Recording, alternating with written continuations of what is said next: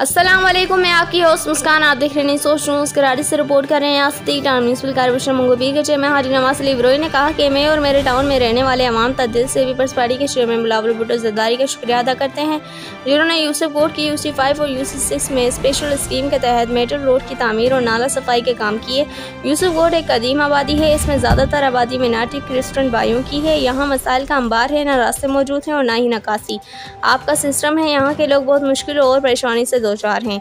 मैंने चेयरमैन साहिब से अपनी मुलाकात में इस इलाके के मसाइल पर बात की और मुझे फ़ख्र है कि पीपल्स पार्टी के चेयरमैन पर कि इतनी जल्दी नोटिस लिया और काम शुरू हो गया। यही हुस्न है पीपल्स पार्टी का, वो बिना रंग व नस्ल कौम व मजहब से बिला तफरीक काम करती है। इस मौके पर मजीद कहा कि इस काम को मैं अपनी जिम्मेदारी समझकर अपनी निगरानी में करवा रहा हूँ। इन ख्यालात का इजहार उन्होंने यूसुफ कोट में जारी स्पेशल स्कीम के तहत जारी कामों का जायजा लेते हुए किया। इस मौके पर इनके हमरा टाउन के अफसरान और इलाका मकीन भी मौजूद थे।